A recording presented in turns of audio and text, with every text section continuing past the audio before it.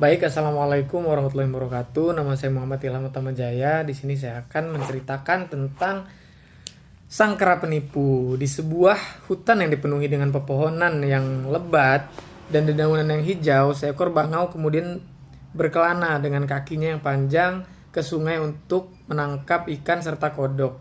Kodok menjadi makanan kesukaan bangau dan dia memiliki sahabat yakni kera dan mereka saling membantu. Bangau senang mencari kutu di tubuh kera serta mengantarkan kera untuk terbang jauh. Sayang bangau sangat lebar, panjang dan leher panjang sehingga mempermudah untuk bepergian jauh. Karena itulah sang kera sangat senang pada bangau.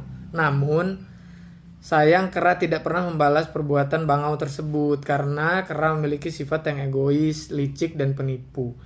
Kera bertanya kepada bangau, apakah ia ingin makan kodok?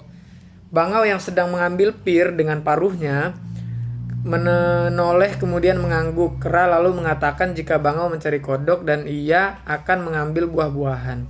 Kera lalu dengan cepat memanjat dan mengambil buah dengan cepat dan meletakkan di bawah pohon rambutan. Pohon rambutan tersebut adalah tempat mereka berdua berjanji untuk bertemu. Kera lalu tertawa dalam hati karena berhasil menipu bangau.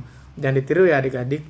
Sementara itu, bangau banyak memperoleh ikan dan kodok, namun terkejut karena buah-buahan sudah habis. Sementara itu, kera juga mengambil satu ekor ikan kemudian dibakar di atas batu panas. Bangau lalu bertanya pada kera tentang buah-buahan yang hilang tersebut. Bangau juga belum menyadari bahwa dirinya sudah ditipu sebab kera yang sudah mengambil jatahnya. Kera berkata jika hari itu dia sedang sakit sehingga buah-buahan yang dia makan karena bangau pergi terlalu lama.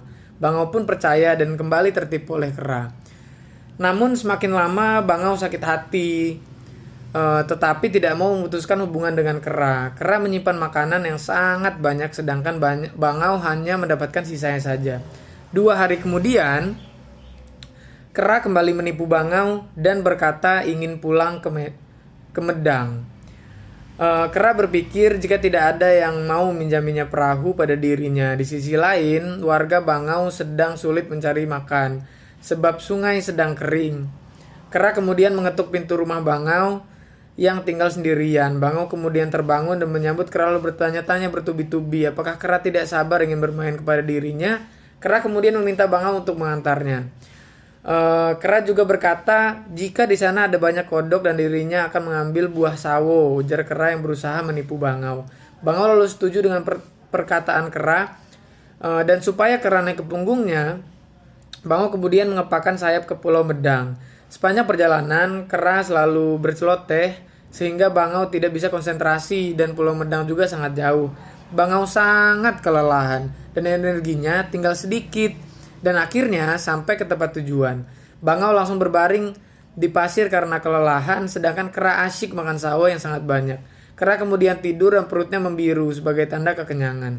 Bangau kemudian pergi mencari kodok, namun ia tidak menemukan sampai kera terbangun dari tidur. Kera kemudian bertanya pada bangau, apakah ia sudah kenyang sebab dirinya sudah kenyang makan sawo. Bangau lalu mengatakan jika kodok yang dijanjikan kera tidak ada di situ dan ia akan kembali ke kampung halamannya. Bangau berkata jika dengan sawo berlimpah maka kera bisa hidup sampai 7 turunan.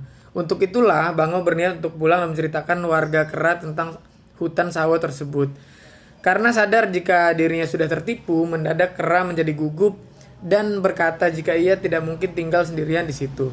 Namun bangau berkata jika dirinya tidak bisa hidup tanpa kodok. Bangau merasa sakit hati dan membalas tipuan yang sudah dilakukan oleh kera. Kera kemudian meminta diterbangkan kembali ke kampung bersama dengan bangau.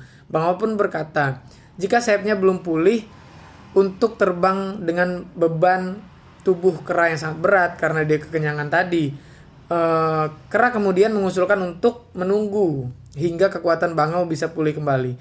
Bangau berkata jika ia tidak bisa menunggu karena harus makan, sedangkan kera punya sawo yang berlimpah. Bangau kemudian menyarankan kera agar membuat perahunya sendiri.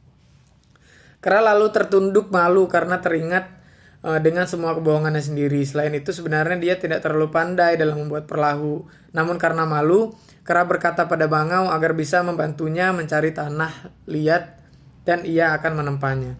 Sesudah perahu jadi, mereka mendorongnya ke tengah laut dan berangkat. Kera naik ke perahu dan dengan perasaan yang amat takut. perahu yang sesekali diterjang oleh ombak sehingga membuat wajah Kera terlihat pucat. Sementara Bangau bernyanyi dengan senang dan bergumam jika perahu hancur, maka ia akan tetap selamat. Ini disebabkan karena Bangau masih bisa terbang ketika perahu hancur terkena ombak. Selain itu, kemungkinan besar perahu juga memang akan hancur, sebab terbuat dari tanah liat buatan Kera. Mereka berdua kemudian sudah berlayar jauh sampai ke tengah laut. Pulau kampung halaman mereka juga sudah terlihat dari kejauhan. Namun secara tiba-tiba, ada badai yang bertiup sangat kencang dan hujan turun dengan lebat. Ombak menggulung perahu tersebut dan akhirnya pecah berantakan. Bangau bergegas untuk terbang sementara Kera berusaha payah untuk berenang. Karena tubuh Kera yang kecil, makanya tidak bisa melawan arus yang deras dan gelombang lautan yang besar.